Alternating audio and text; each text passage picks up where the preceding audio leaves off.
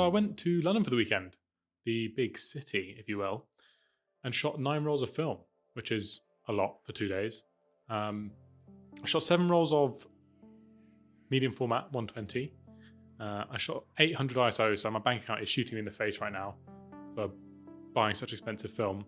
And then I also shot 2 rolls of 35mm.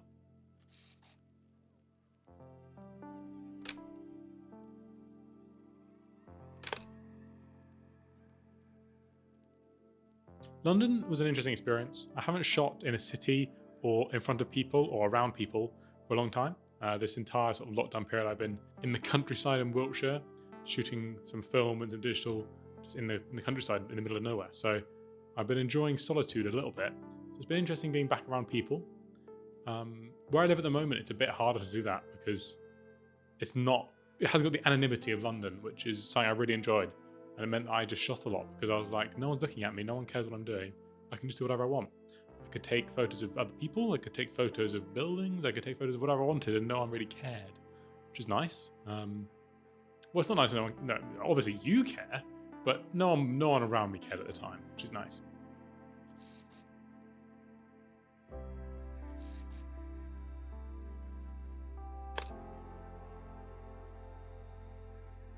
Most of the days, so I was there Friday, Saturday, so most of the days I spent just wandering around areas that I knew, but not knew super well. I didn't have like planned shoot locations or planned locations. It was sort of just whenever I was meeting someone, I would just turn up a bit early and do some photography.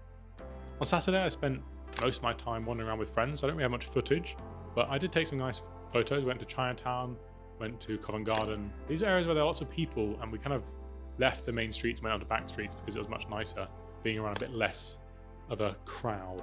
I think a crowd of tourists, I mean, maybe there's a photo there, but it's not one that I could find, at least.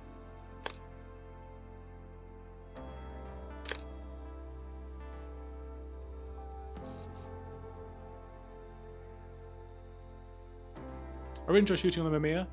Even in the day, it was a bit harder to do that anonymity thing, but with the big brick in your hand. A while back, I bought my metered prism viewfinder for it rather than using the waist level, and I much prefer it. Being able to meet it in camera, being able to shoot like I normally do with a SLR or DSLR, rather than waist level, which I wasn't used to, and I was really struggling to hit focus on those shots. Don't know if that's a problem with the screen or the fact that I'm shit. Who knows? It could be either one. But yeah, I really enjoyed using my metered prism.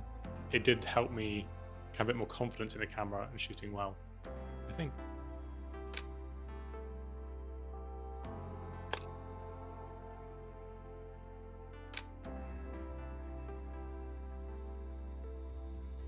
The biggest surprise of my weekend was how much I absolutely loved shooting on my little Pentax point and shoot. I was expecting this to be a bit of a gimmick and just a thing that I could take to parties because it had a flash, it was small, it was 35mm.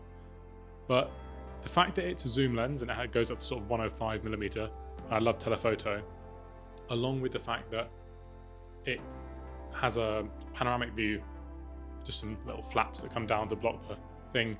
You know, I'm not buying an X-Pan here. I want to keep both my kidneys for the moment, thank you very much. But yeah, it was a lot of fun. I absolutely loved playing with it and shooting with it. I think the big things for me were the fact that it furthered that anonymity and helped my social anxiety because it was just a small little camera. No one would know that I was trying to take interesting photos. They could just think I was just a tourist taking photos, which is fine.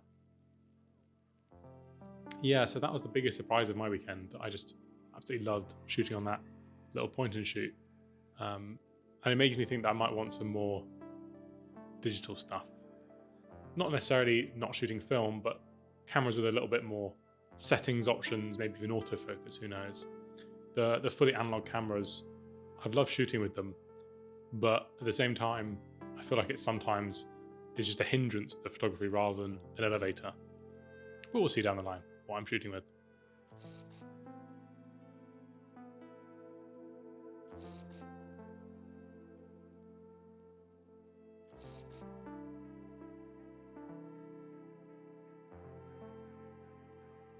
The only bit of planned shooting I did was in my evenings, although the plans kind of all fell apart, as they always do whenever you make a plan. On the Friday evening, I was planning to go out and do night photography, I brought some Cinestill 800T, which is very exciting. So I went out and I didn't have my tripod plate clip thing. So I couldn't attach my tripod to my camera. I brought my shutter release cable, I brought my tripod, all the things I thought I would need to do nighttime photography, and then I forgot the thing that means that I can attach my tripod to my camera. So that wasn't ideal. So I kind of went, right, what are we going to do now then? So I just shot handheld the first night. The first night I walked around quite tipsy and just shot handheld. And that combination resulted in exactly what you'd expect, a lot of very blurry, unusable images, and a waste of a roll of 800T. But there were a few I liked. There was one looking into a shop window that was just pure gold. The light and the fact that there were people there setting up for an open day the next day, it was all just really lovely and perfect.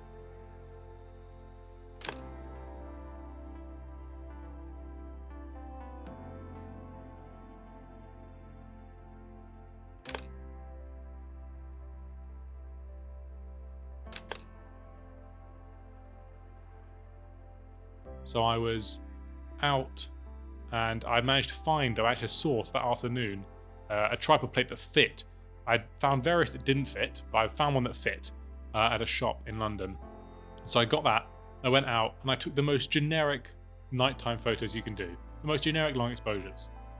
You know, cars streaking past with their headlights, high-rise buildings reflected in the water, lamps illuminating doorways. Like, it's just the most generic nighttime photography you can take. I loved it. The experience was really fun. The photos I'm really happy with. And so sometimes if a photo is generic, that's okay. If you enjoy taking it and you like the photo, what's the problem?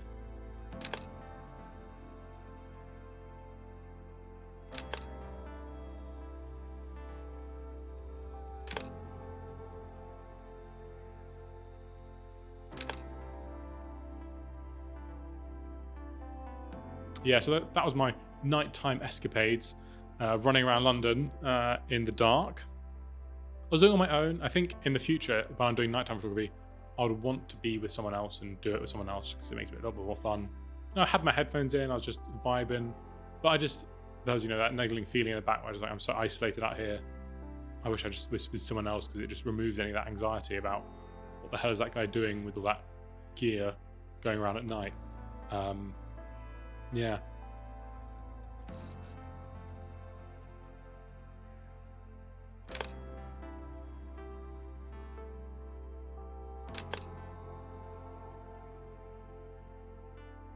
So yeah, that was 2 days, 50,000 steps, walking around London, taking photos, and I really enjoyed it. I definitely want to go back. I want to explore some areas of London that I haven't been before, so if anyone knows areas of London that are good for some street photography and portraits, let me know. I'll be really interested to hear. And other than that, have a wonderful day. See you in the next one. If you enjoyed this video, make sure to subscribe.